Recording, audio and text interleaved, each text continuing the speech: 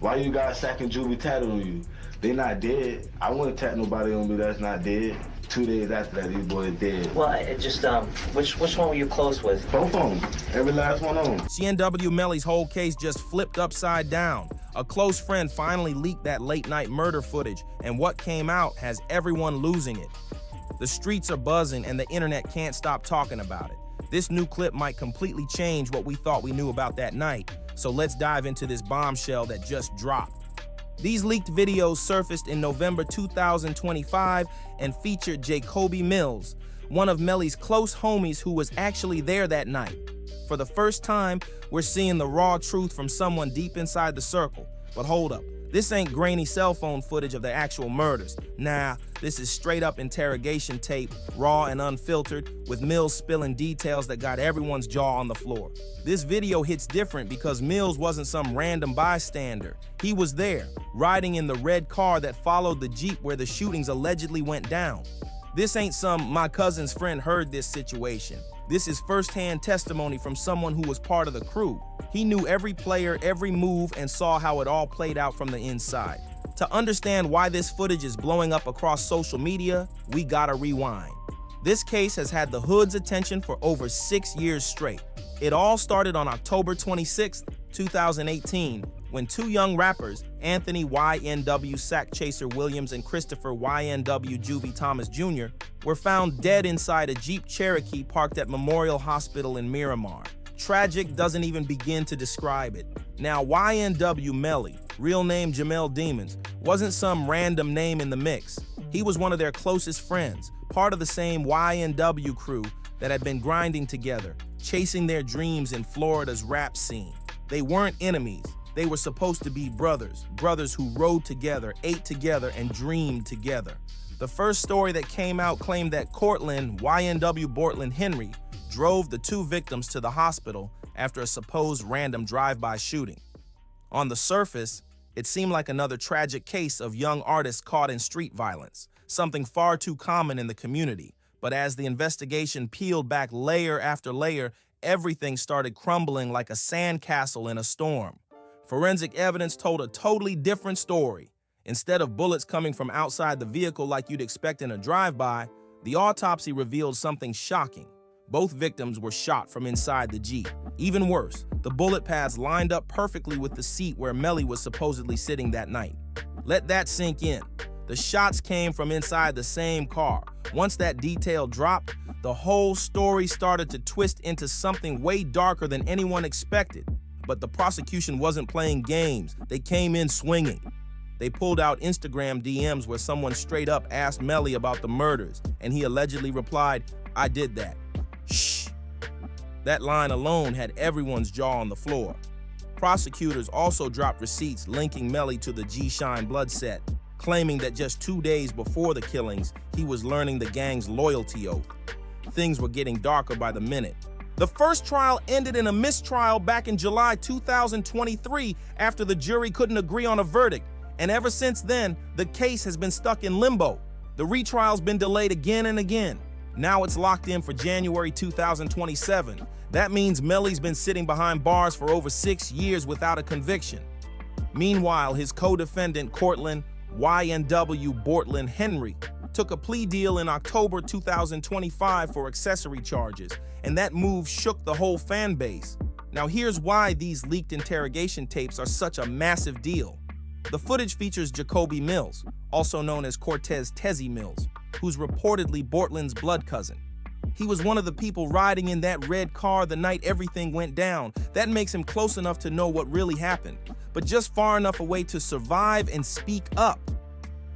These videos were originally recorded back in January 2019, only a few months after the murders and way before most of the case details ever hit the news.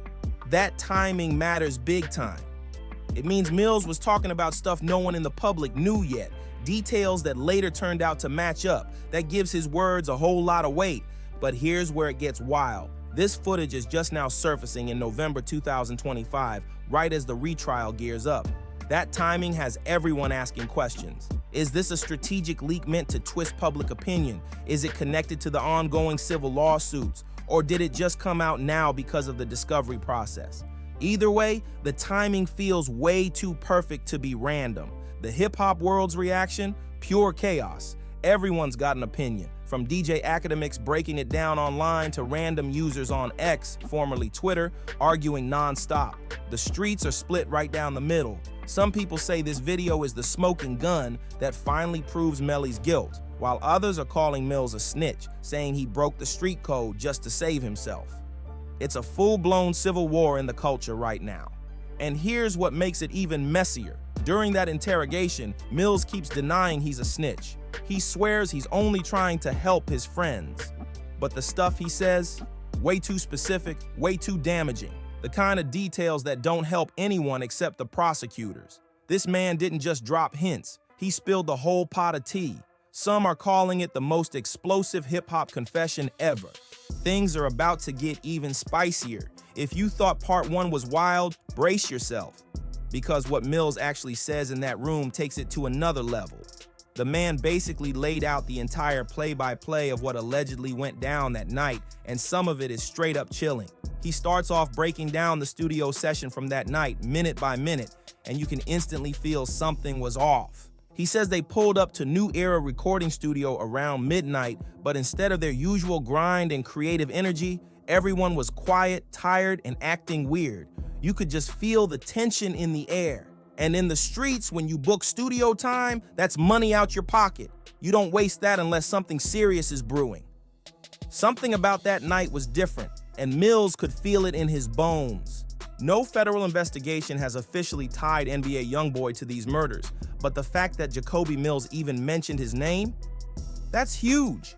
It's got people talking, especially since there were rumors of past street tension between their crews. In the rap game, those kinds of beefs can go from words to war real fast, and once it starts, the consequences can get deadly. Now, whether YoungBoy actually had anything to do with what went down or not, the simple fact that his name got dragged into this case shows just how deep and tangled the politics of hip-hop can get. Mills' statements hit hard because he dropped so many details back in 2019 that nobody outside the case knew. And years later, a lot of it turned out to be true. That's what's got everyone questioning how much he really knew that night.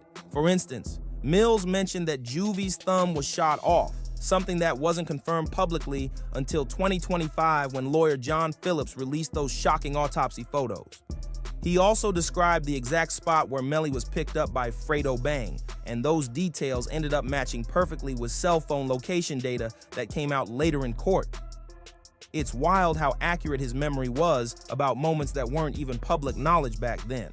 But through all of it, Mills kept repeating the same thing. He swore he wasn't snitching. He said he was just trying to help his friends. Still, you can hear the fear in his voice when he talks about what might happen to his family because of his cooperation. At one point, he even says he's scared they might come after his people for speaking out. That kind of fear says a lot about how serious this whole situation really is. The reaction online has been straight up insane. Social media exploded the second those tapes dropped. Hip-hop commentators like DJ Academics broke it all down, while fans on Reddit, X, and YouTube are arguing non-stop. Is Mills a credible witness or just another guy breaking the code to save himself? It's turned into a full-on moral debate across the culture. And that's what makes this whole thing so fascinating. This isn't just about one case anymore. It's about loyalty and betrayal. Two forces that constantly collide in hip-hop and the streets. There's an unwritten rule that you never cooperate with law enforcement, no matter what. But when your friends end up dead and you think someone close might be behind it, those lines start to blur in dangerous ways. In our final part, we're diving deep into what this all means for Melly's upcoming trial and the ripple effects hitting the entire rap world.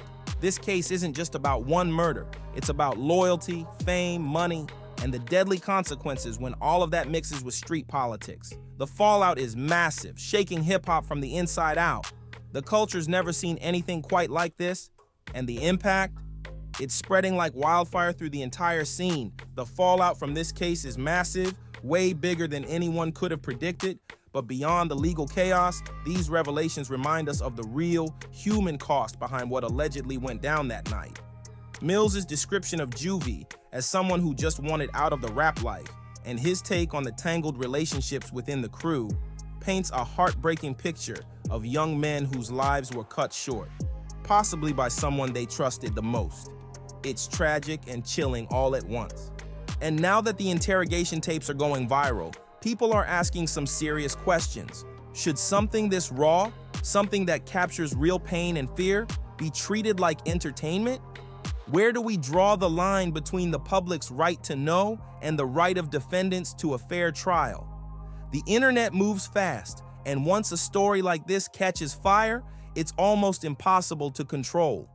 These questions go way beyond this single case. As the retrial approaches, one thing's for sure: those leaked videos have guaranteed that the YNW Melly case will stay one of the most talked about legal battles in hip-hop history. The truth about what really happened on October 26, 2018 might be more complicated than anyone first believed, but Mills's account gave us the closest look yet at what really went down inside that crew.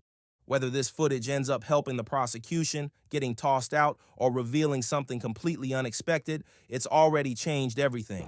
This case cracked open major debates inside hip-hop culture about loyalty, money, betrayal, and justice, issues that hit way deeper than any one artist's fate. The streets are locked in, the courts are getting ready, and the culture is still trying to make sense of it all. One thing's clear: this story is far from finished. The shockwaves from these leaks are going to be felt long after the final verdict drops. If you made it this far, hit that like button, subscribe, and tap the notification bell so you don't miss the next breakdown. There's way more to uncover, and you'll want to be here when it all unfolds.